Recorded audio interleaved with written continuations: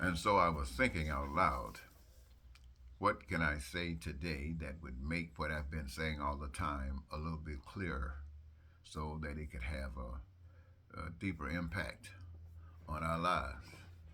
And I thought about the universality of our upbringing in America, especially if you're black, and that is going to church all the time.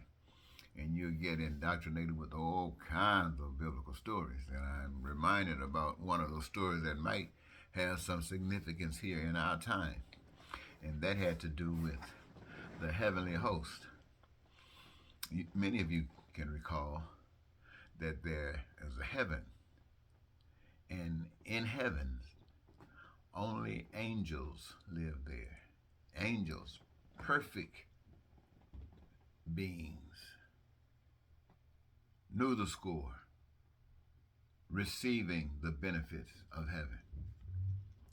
But the story goes that there was one amongst them that saw themselves as being superior to all of the other angels, was better in every way than all the other angels, smarter than all the other angels, knew more than all of the other angels. In fact, knew more about what others were about than they knew about themselves.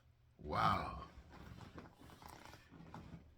And began expressing that belief amongst the heavenly host. And they would listen. I'm sure they never heard a conversation like this before. And this one began to tell them that many of them were superior to the rest of them. And who is more superior than the rest of them? Those that were listening to this great one. And so we would convince them in conversation, and then we teach them ways to make it obvious that they were superior to others. In other words, they were entitled to more than others. They were the thing that made them all heavenly, robbed them, according to this one, because you could have more. And they began to listen to what he would say, and then he began to tell them how they could present themselves as superior. Now, for the most part, the heavenly host didn't steal. They just didn't steal. It was out of sync. But now someone comes along and says, you can steal, quid pro quo, whatever. But whatever it takes to get it, that's what you do. And so when you start talking to people, people trusting you, you conning them, other angels are listening to the conversation.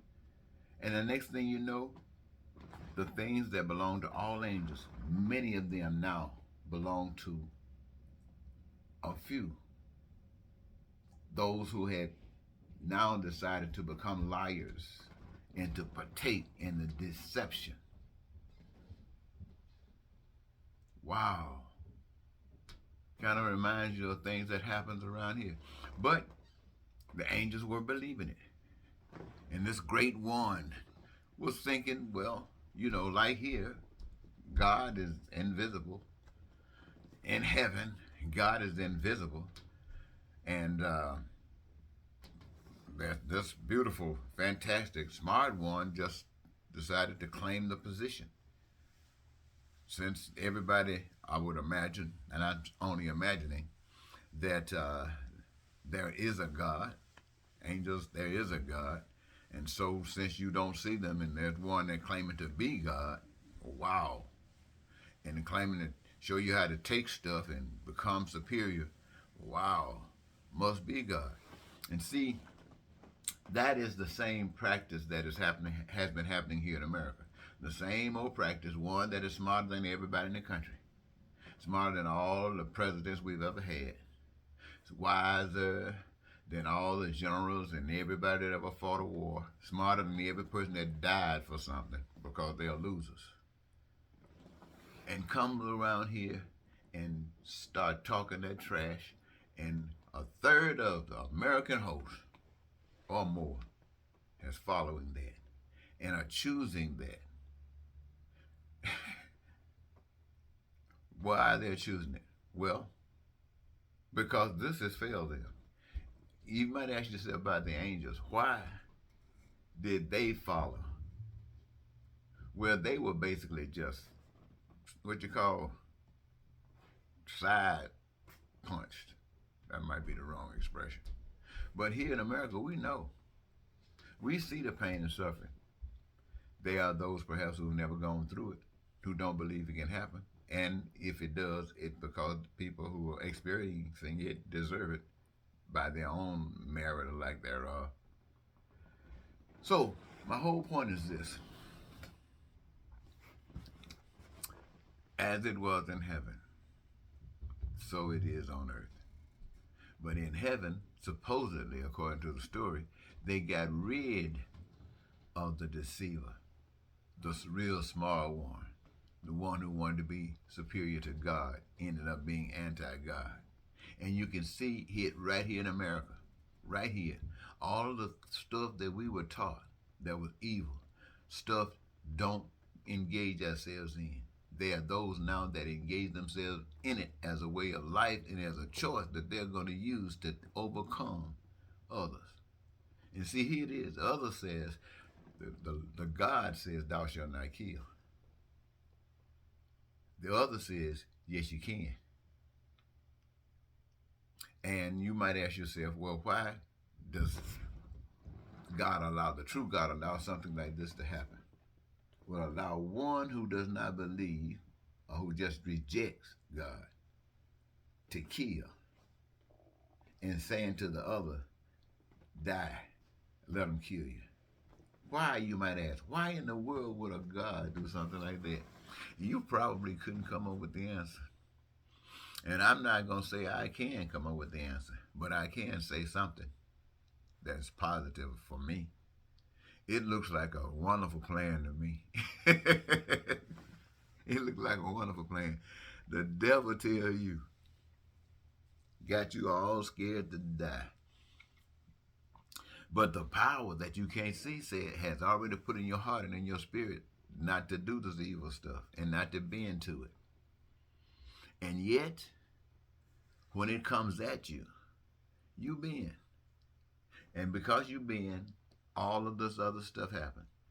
And then you get people who try to teach you about God. And all of the teachings that you get about God allows you to keep bending. So that God, whatever you're getting about God, allows you to bend. And it makes you what? A snake. It makes you a slave to the anti-God. Because all of the systems of the world are anti-God. All of them. But here's the big trick. God is God. And there are those that know that. Like the angels that did not succumb, that did not give in to the deception. There are those who know God who will not give in to the deception. Will not. But they got a special evidence. They are not the ones over here just like everybody else, saying they love God, know God, and bending over being a slave like a slave. These are the ones that don't bend over. And what happens? The greatest challenge of all, the greatest fear that men go through, most people go through, is death. And he is this great God who has put it on anybody that knows the truth to walk the truth. And what does that mean? It means, what do you think? It means dying.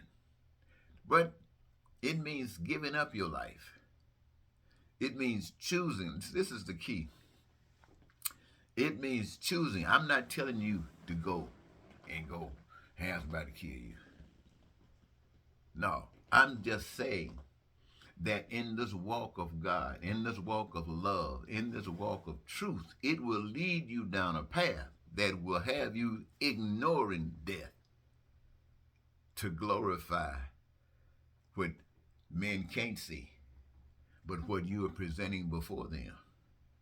And not only that, you're unlocking a door to get out of hell, because God has a reward for those who are real.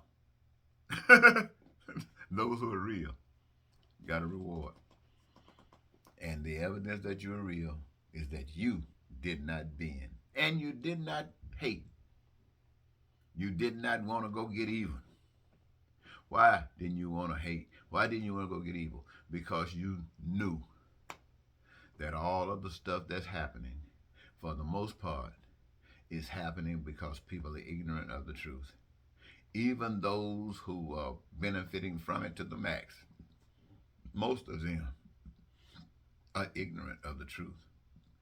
But believe you me, there are some all over the earth who know exactly what's going on, and they are pimping the daylights out of people. You get my message? Have a good day.